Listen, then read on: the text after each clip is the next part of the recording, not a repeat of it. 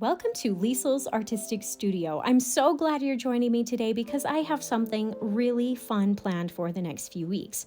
I wanted to demonstrate how you're able to use the exact same drawing or outline and paint it in several totally different ways. Here I am showing two completely different paintings, two different color schemes, as well as different painting techniques using the same outline. So if either of these or both look fun to do, then you definitely need to stick around. To get ready for these paintings, we first need to quickly go over the outline drawing for it today. Then we'll get to the fun of painting next week. Now, all you need to do to get started is have a piece of paper and a pencil. You can draw this right onto your watercolor paper if you plan to paint with me next week, but to allow for erasing and mistakes, instead of drawing it straight onto watercolor paper, you can draw it on sketch or printer paper and then trace it onto the watercolor paper later after your drawing is exactly how you like. And for those of you who don't enjoy drawing or would rather just skip to the fun of painting, I do have this outline available on my Etsy shop, both in this larger format like you see here, as well as a smaller, less complicated card size if you'd prefer. Then after you print out and download these outlines, you can easily trace the outline lightly with a pencil directly onto your watercolor paper using a light table or even just a well-lit window in your house. All right, enough talk, let's get started. Now, I have drawn this with a pencil, but I sometimes have people tell me that they can't see it very well. So I'm going to actually go over this with a thin Sharpie marker, step by step, so you can easily see and follow along. But I definitely recommend that you at home use a pencil. Now, really quickly, let me just show you the reference pictures that I've based this drawing off of. These are photos I took last year right in my own yard. I've had them in mind to paint for quite a while, and I'm finally getting around to it. I'm not great at the names of flowers, so I'm not exactly sure what these are. So if you know, you can tell me, but I do believe they are a type of bluebell, maybe in the hyacinth family.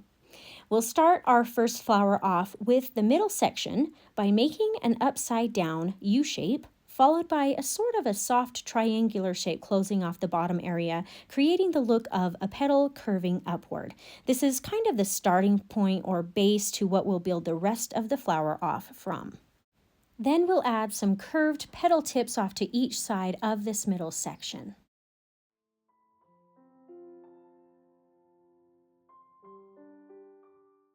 Now we'll add in the top sections of these side petals by making a simple curved line from the top of the flower down to the bottom petal tip. To finish this flower off, we'll add in 3 more petal shapes along the bottom that show off the other side of the flower a little bit. I'll still have the outer ones slightly curved, but the middle one is more at a straight view. Now we'll add in some circles for the center area or stamen of the flower, and maybe a little top piece here that is where the flower stems and blooms out from. Now, I don't know if this part is as big or even there in my reference photo, but I like it, so I'm putting it in. That's the great thing about art. I can create it any way I want. All right, now that wasn't too hard, was it? So let's do another one. We'll actually use those exact same steps for the second one as well. I'm going to change or adjust the sizes and curves just a little bit though to make it look a little more like it's placed at a slightly different angle. But if it's easier, you can just draw it in the exact same way as the first, whatever you're comfortable with.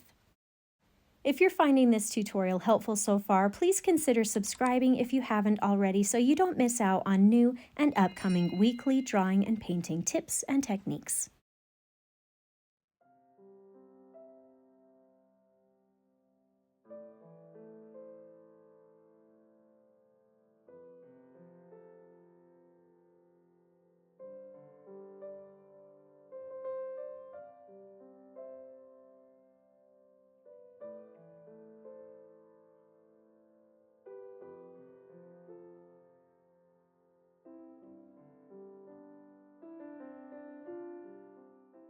I'll add an extra little leaf on this top part of the flower just to change it up a little bit more.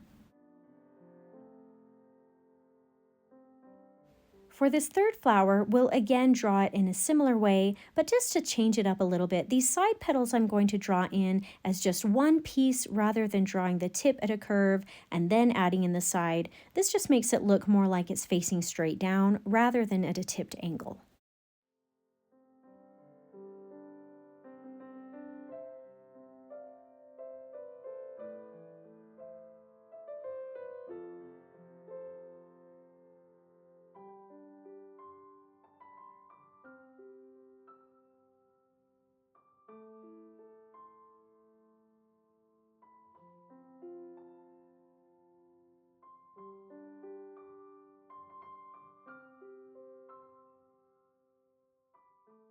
I'll change the angle of this fourth flower just a little bit as well. This first petal will go ahead and keep it connected as one piece rather than two.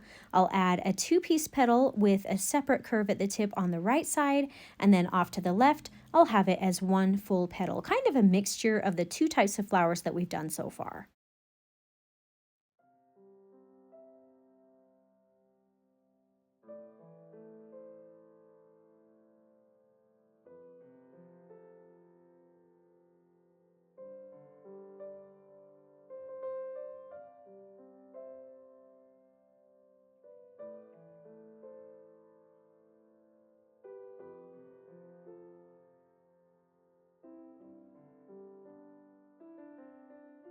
And for this last flower here, I'll draw it similar to the first and second flowers that we drew.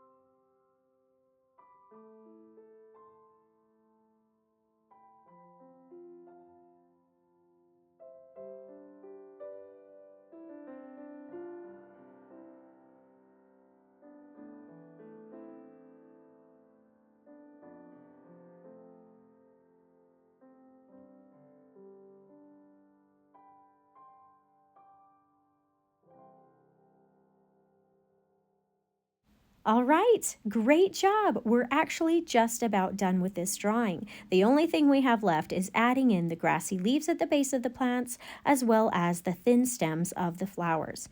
Now, I'm actually going to draw the grassy leaves first, and then add in the stems very last, so they can be set more in the background and disappear into the leaves. There's nothing really too special with these leaves. They are a normal grass shape with a larger center area and a pointy tip at the top. I will, however, vary the sizes in length and width to change things up a little bit so they don't all look exactly the same. And as an option, you definitely don't have to do this, but if you want to add extra dimension to this area, draw some of the leaves overlapping each other a little bit, having some drawn behind another. This just gives the illusion of depth.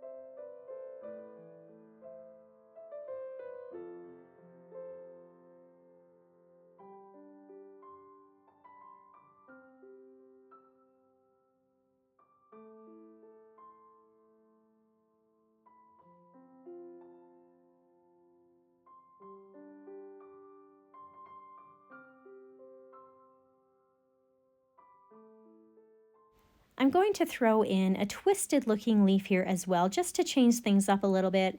I mean, I like to think of it as basically a figure 8 shape or infinity loop with a very thin spot right in the center of the leaf.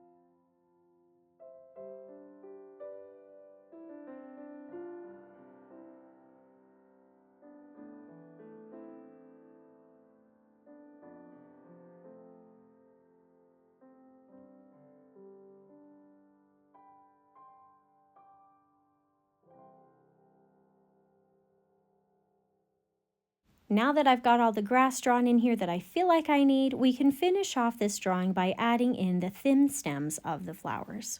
This is really simple here, nothing too complicated. I'll start here at the tops of the flower and draw 2 slightly curved lines, creating the stem downward until they disappear into the grassy leaves.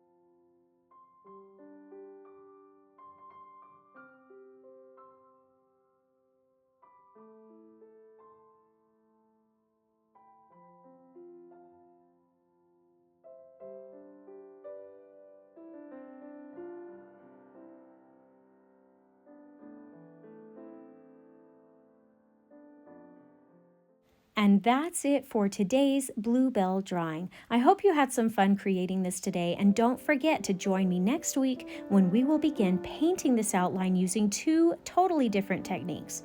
If you enjoyed this tutorial, please consider subscribing to my channel so I can continue to help you discover your artistic side.